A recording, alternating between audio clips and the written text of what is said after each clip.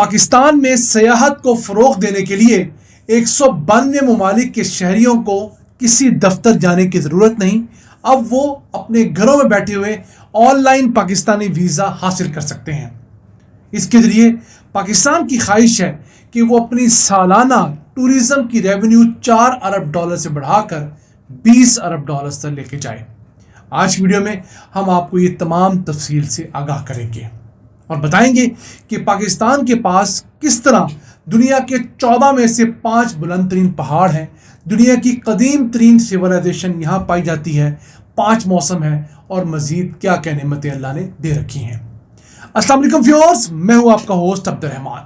پاکستان کو سیاحت کے لیے اللہ نے جنت بنایا، لیکن ہم نے اس کا پوٹینشل آج تک اٹین نہیں کیا کیونکہ ہم نے اپنے آپ کو ایک کلوزڈ ملک رکھا. اب اس وقت تک حکومت پاکستان دنیا کے 192 ممالک کے شہریوں کو آن لائن ویزا کی سہولت دے چکی ہے. یعنی کہ انہیں پاکستانی ویزا لینے کے لیے کسی سرکاری دفتر جانے کی، کسی پاکستانی ایمبیسی جانے کی ضرورت نہیں ہے. پہلے ضرورت تھی. اب وہ اپنے گھروں میں بیٹھ کر اپنے لیپ ٹاپس پر، موبائل پر پاکستان کے ساتھ لاگ ان ہو کر خود کو رجسٹر کروا کر اور چند بنیادی ڈاکومنٹ جس میں پاسپورٹ، تصاویر ہیں، وہ دے کر پاکستانی ویزا آن لائن حاصل کر سکتے ہیں. یہی نہیں، ان 192 میں سے 120 ممالک کے شہری تو ایسے ہیں کہ وہ صرف پاکستان کی ٹکٹ خریدیں اور انہیں پاکستانی ایئرپورٹ پر پہنچ کر ہمارا ویزا ایشو کر دیا جائے گا. یہ وہ ممالک ہیں جن کے ساتھ پاکستان کے بہت دوستانہ تعلقات ہیں. ہمیں کوئی خطرہ نہیں ہے تو وہاں کے شہری بغیر کسی ویریفیکیشن کے پاکستان آ سکتے ہیں. دیکھا جائے تو اب گنتی کے بمشکل 10 ممالک ایسے بچتے ہیں جو پاکستان کو اس طریقے سے وزٹ نہیں کر سکتے. اوبیسلی جس میں انڈیا ہے، تائیوان ہے، اسرائیل ہے، اس کے علاوہ آرمینیا ہے، کیونکہ آرمینیا کی جنگ ہوئی آذربائیجان کے ساتھ اور ہم نے اس جنگ میں آذربائیجان کو بہت ہیلپ کی تھی. اسی کے بعد آذربائیجان نے ہم سے GF-17 تھنڈر لڑاکا طیارے بھی خریدے ہیں. اس کے علاوہ کچھ اور ملک ہے، بھوٹان ہے، چاڈ ہے، سوازی لینڈ ایک چھوٹا سا ملک ہے افریقی، سوئٹزرلینڈ نہیں، سوازی لینڈ. تو اس طرح کچھ ملک ہیں جن کو پاکستان آنے کے لیے اسپیشل دفتر جانے کی ضرورت ہے. بہت لمبی چوڑی ہم ان کی ویریفیکیشن کرتے ہیں. اب پاکستان کو اللہ نے کس طرح جنت بنایا ہے، سب سے پہلے تو ہم کمپیریزن دیں گے کہ دنیا کے اندر جب بھی سیاحت کا ذکر آتا ہے تو سوئٹزرلینڈ کا ذکر ضرور آتا ہے. یورپ کا خوبصورت ملک. اب اس کا ٹوٹل ایریا جو ہے وہ ہمارے گلگت بلتستان سے بھی تھوڑا ہے. جی ہاں، اگر بات کریں سوئٹزرلینڈ کی تو سوئٹزرلینڈ کا ٹوٹل ایریا 48,174 مربع کلومیٹر ہے. ہمارے صرف گلگت بلتستان کا ٹوٹل ایریا 72,496 مربع کلومیٹر ہے. یعنی سوئٹزرلینڈ سے ہمارا صرف گلگت بلتستان 1.75% بڑا ہے. اس میں میں آزاد کشمیر نہیں ڈال رہا، اس میں میں خوبصورت خیبر پختونخوا کے پہاڑی علاقے نہیں ڈال رہا جو اس کے ساتھ بالکل اٹیچ ہیں. تو اب اس سے اندازہ لگائیے کہ ہمارے پاس اللہ نے کیا کیا نعمتیں دے رکھی ہیں. اور دنیا میں اگر 14,800 میٹر سے بلند پہاڑ ہیں تو ان 14 میں سے 5 پہاڑ پاکستان کے پاس ہیں.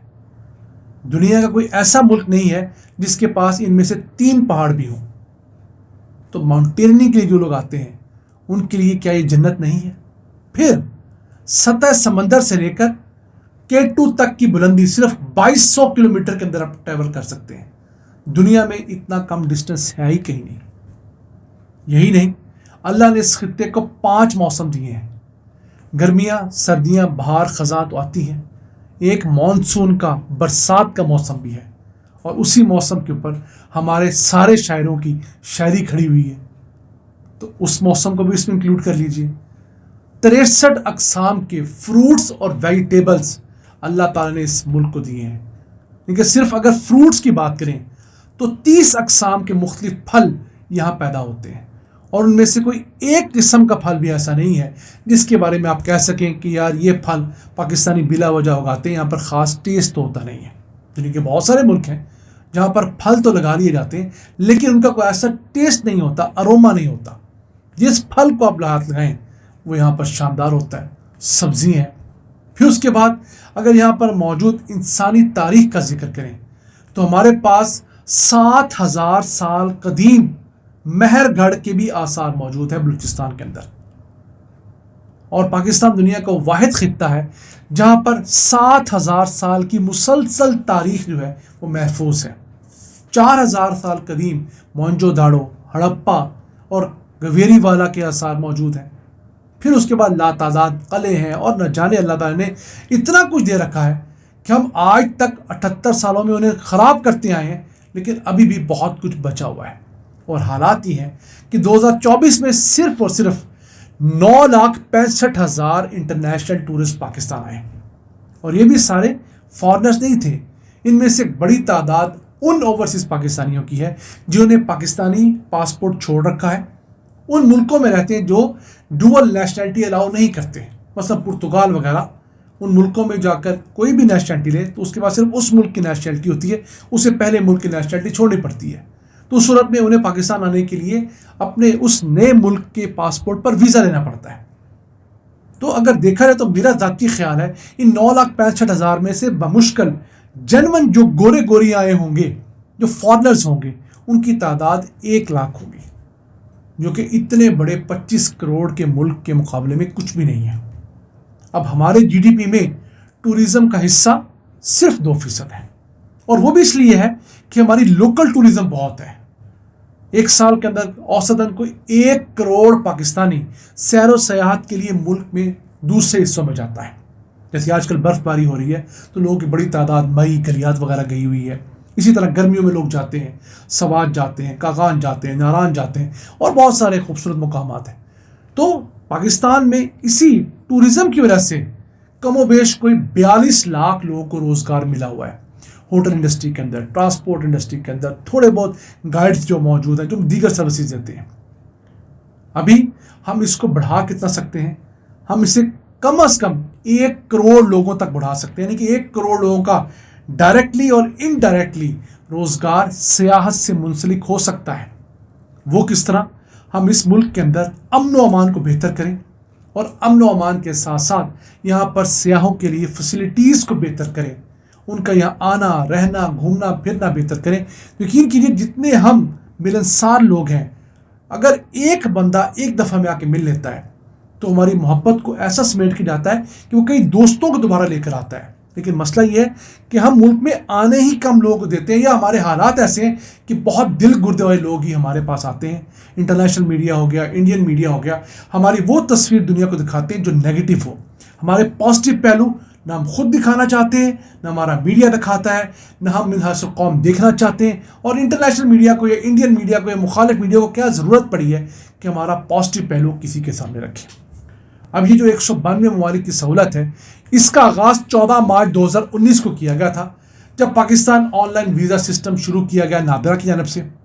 اور اس وقت 175 ممالک کے شہریوں کو یہ آن لائن ویزا کی سہولت دی گئی تھی. اب یہ بڑھ کر 192 ہو گئی ہے. 2019 سے پہلے صرف 24 ممالک کے شہریوں کو ہمارے ہاں آن ارائیول ویزا کی سہولت تھی.